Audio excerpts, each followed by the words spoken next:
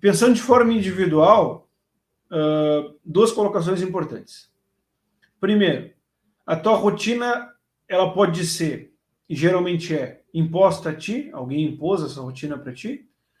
Ela pode ser imposta de forma padronizada, então, mas geralmente não é assim. Geralmente alguém te manda e tu faz. E essa é a tua rotina. Né? Essa é uma das rotinas que eu conheço no país. Né?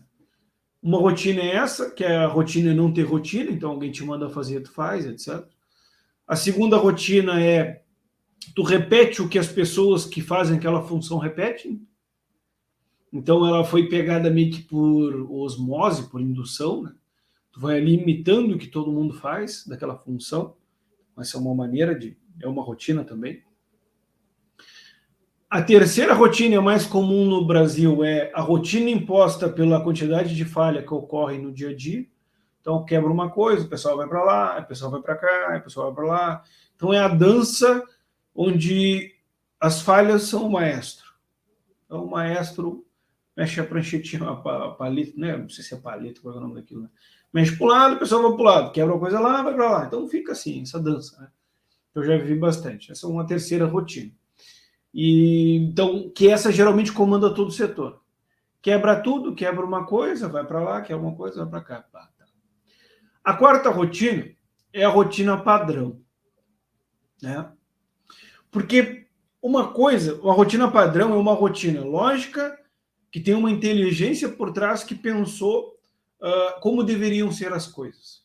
Então, o que um eletricista deve fazer, o eletricista do turno da noite agora, o que ele deve fazer durante o turno dele? O eletricista do turno do dia, o que deve fazer durante o turno dele? O do turno da tarde. Né? O mecânico, o supervisor, o coordenador, o encarregado, o mecânico, o eletricista, o planejador, o programador, o que ele deve fazer? Então, essa rotina é a rotina padrão, porque pensadamente, segunda, terça, quarta, quinta, sexta, ou horário do teu turno, os dias que forem, alguém pensou a lógica do teu trabalho diário. Beleza.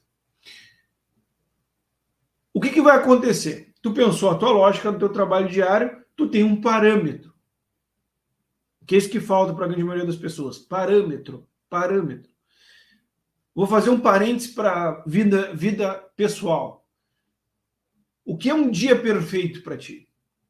Então, vou falar para mim o que é um dia perfeito para o Bruno. Agora eu estou de férias, mas se eu estiver trabalhando. Dia perfeito para o Bruno. Acorda às 5 horas da manhã, faz uns exercícios ali, uns 15 minutos, toma um banho, lê um livro, toma um café, vai caminhando, pega o ônibus, no ônibus lê outro livro, né? Chega no serviço, bate ponto, cumpre todas as tarefas do serviço, conversa com o pessoal, vai na área, etc. Pá, pá, pá. Chega, bate ponto para ir embora, pega o ônibus, lê um livro, chega aqui em casa, conversa com a minha mulher, toma um café, vou correr ou vou na academia, chegando de lá, vou trabalhar no clube da manutenção, etc. Isso é um dia perfeito para mim. Eu consigo fazer isso todos os dias? Não, mas é o meu parâmetro. Então tem dias que eu acordo mais tarde, tem dias que eu acordo mais cedo, tem dias que eu não consigo. Mas eu preciso ter esse parâmetro, eu preciso ter isso. Porque se eu não tenho isso, eu não sei quando eu estou errando. Eu não sei quando eu estou deixando de fazer alguma coisa. Só que, e aí eu estou falando da minha vida pessoal. Mas agora voltamos, fecha parênteses e voltamos para a empresa. Por que as empresas não têm isso? Não dá para entender. Né? Por que não tem? Porque é isso que isso não dá pra, isso é a força motriz da empresa. Que cada pessoa saiba exatamente o que tem que fazer durante o dia. Então, quando eu penso numa rotina padrão, né, é a minha rotina, é o que eu tenho que seguir durante o dia. Tá, mas quebrar alguma coisa, isso é um desvio. Um desvio da tua rotina. Quebrou alguma coisa, tá, beleza. Vou lá fazer.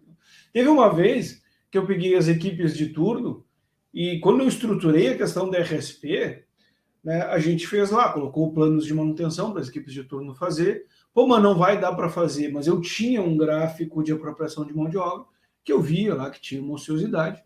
Então, teve um estudo teórico antes da tomada de decisão. Então, quando a gente botou aquela rotina, Quando caiu a ficha do cara, e eu estou falando de um cara que trabalha na manutenção corretiva, não estou falando de um cara que trabalha na preventiva, estou falando do encarregado, né, um dos melhores encarregados que eu tenho, que trabalha na corretiva e eu explicando para ele o que era a rotina semanal padrão. Então eu explicando para ele, ele olhou para mim, realmente, se não quebrar nada, eu não vou fazer nada.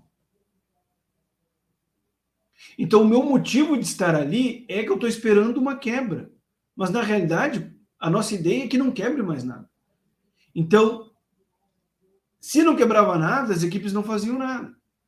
Mas por que essa cultura foi criada? Porque sempre quebrava alguma coisa. Quando começou a diminuir as quebras, o pessoal ficou meio perdido. Isso aconteceu comigo também. Então, quando a gente colocou a rotina semanal padrão,